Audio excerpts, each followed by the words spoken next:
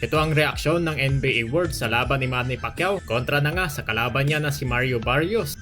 Alamin natin ang kanilang mga komento mga idol. Pero bago muna lahat, pakisubscribe muna aking YouTube channel bilang suporta.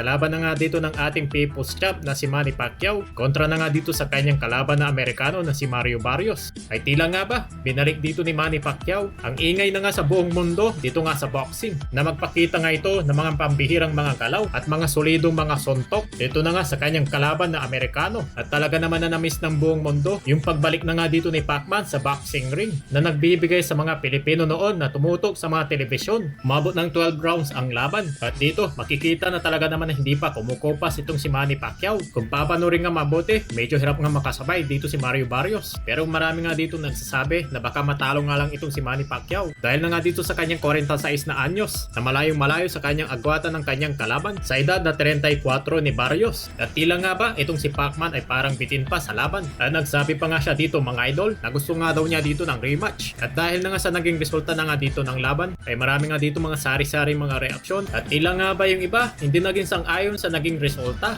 At yan ang alamin natin sa mga naging reaksyon na nga dito ng NBA World. Isa na nga sa mga unang nagkomento na nga dito mga idol ay ang former NBA G League guard na si Phil Up na si Remy Martin. Sa kanyang Instagram na sinabi niya na dapat si Manny Pacquiao ang nanalo. I don't care what anybody says. At nag-react rin itong NBA Hall of Famer na si Dwight Howard. Nagpakita rin siya ng kanyang suporta kay Manny bago ang laban sa pamamagitan ng kanya na nga ditong Instagram na gusto niyang manalo itong si Pacman na tinawag pa nga niya ito na isa sa mga greatest boxer of all time. At ang Miami Heat forward na si Keyshawn Johnson naman ay naniniwala rin siya na dapat si Manny Pacquiao ang nanalo dito sa laban na to. Pati na nga rin tong Atlanta Hawks na guard na si Keaton Wallace na kanya nga rin sinabi na dapat nga daw panalo itong si Manny Pacquiao. At nag-react rin itong mga all-star celebrity na itong si Snoop Dogg ay bumili rin dito sa dikitan na laban ni Manny Pacquiao. At heto ang kanyang sinabi, that fight was gangsta. Si 2011 NBA celebrity all-star game MVP mga idol na si Justin Bieber napabilib rin dito kay Manny Pacquiao at sinabing Manny still got it.